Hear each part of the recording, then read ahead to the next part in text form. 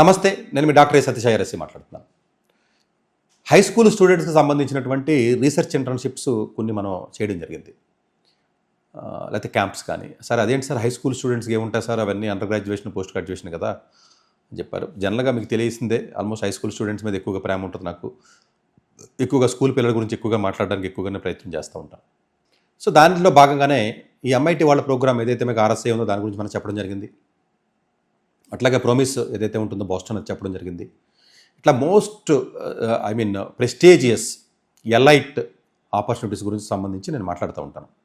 నేను స్పెసిఫిక్గా ఒక పర్టికులర్ హై స్కూల్ వాళ్ళకి ఇది పర్టికులర్ ప్రోగ్రామ్ అని చెప్తే మీకు అర్థం కాకపోయినా కళ్ళు మూసుకునే 100% ఇది 100% highly respected and elite programme కింద మీరు దాన్ని భావించండి. ఎందుకంటే మీకు కొన్ని పదాలు లేకపోతే కొన్ని వాటి గురించి మీకు అవగాహన ఉండకపోవచ్చు అందరి పేరెంట్స్కి, అది తప్పేం కాదు.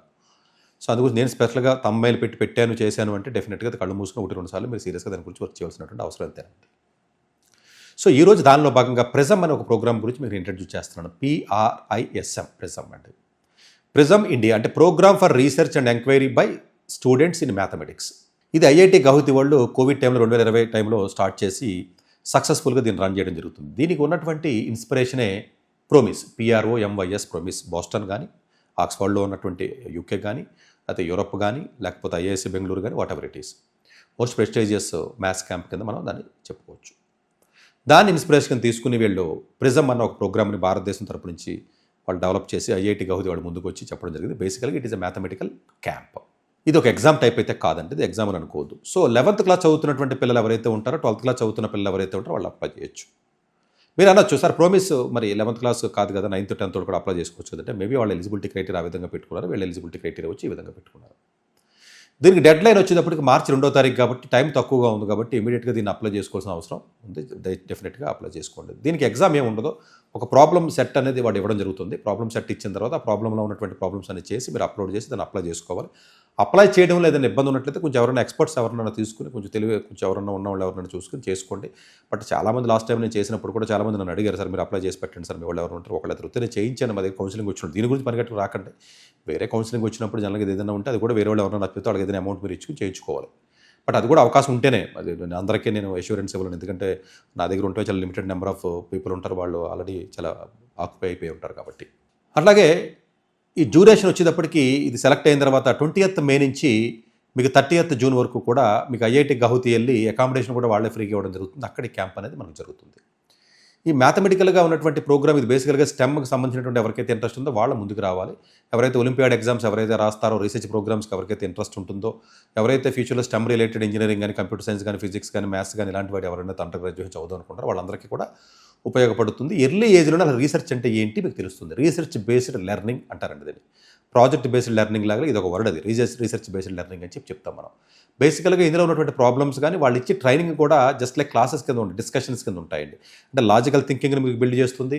అబ్స్ట్రాక్ట్ ఏదైతే థింకింగ్ ఉంటుందో, అబ్స్ట్రాక్ట్గా మీరు ఎలా ఆలోచించాలి ఏంటి అనేది, అలాగే క్రిటికల్కి సంబంధించినటువంటిది ఏదైతే ఉంటుందో క్రిటికల్, అలాగే కాన్సెప్చువల్గా క్లారిటీ రావడం గురించి కానీ, క్రియేటివ్ ప్రాబ్లమ్ సాల్వింగ్ కానీ, ఇలాంటి స్కిల్ సెట్ ఏదైతే ఉంటుందో అలాంటి మ్యాథమెటికల్గా ఉన్నటువంటి అన్ని స్కిల్ సెట్స్ కూడా ఈ ప్రోగ్రామ్ ద్వారా మీకు వస్తాయి.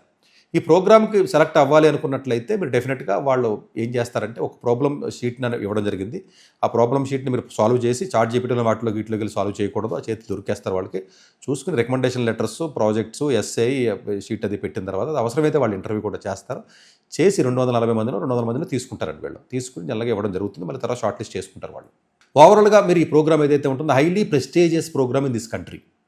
ఇది ఫ్యూచర్లో ఇంకా మరింతగా ఇది ఎదిగి ప్రపంచవ్యాప్తంగా దీనికి గుర్తింపు రావాలనేది మనస్ఫూర్తిగా నేను కోరుకుంటున్నాను. సో 11th క్లాస్ ఎవరైతే ఇప్పుడు ఎగ్జామ్స్ రాస్తున్నారో వాళ్ళు కూడా, అలాగే 12th వాళ్ళు కూడా. మీరు అనొచ్చు సార్ 12th వాళ్ళు మేలా రాస్తాం, జేఈ రాస్తున్నాం కదంటే, ఇది మే 20 తారీఖున వచ్చిందండి లక్కీగా. ఐ థింక్ మే 20కి ముందే అనుకుంటే ఈసారి జేఈ అడ్వాన్స్డ్ ఎగ్జామ్.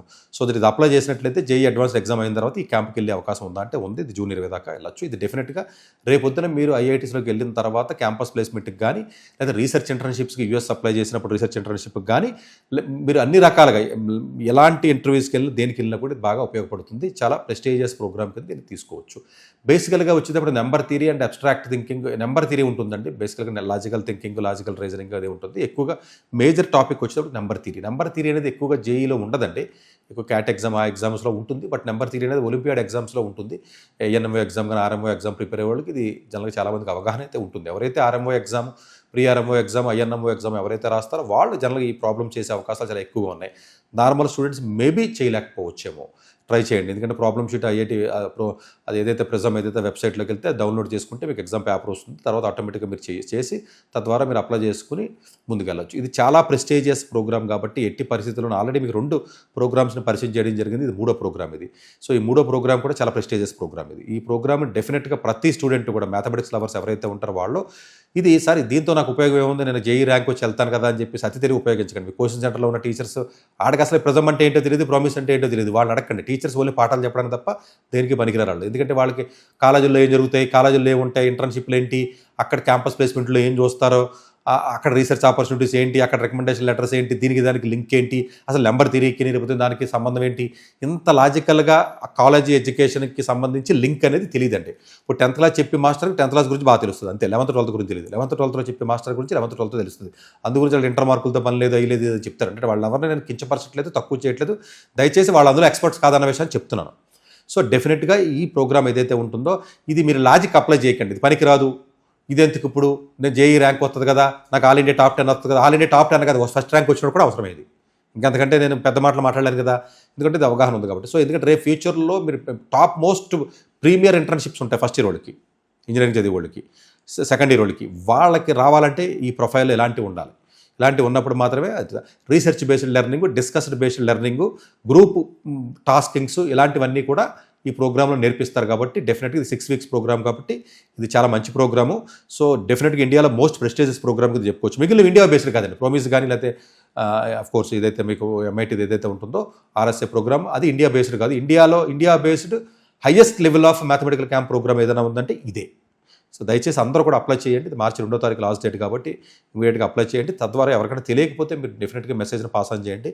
వాళ్ళు కూడా అప్లై చేసుకుంటారు. డెఫినెట్గా బెనిఫిట్ జరుగుతుంది. Thank you very much.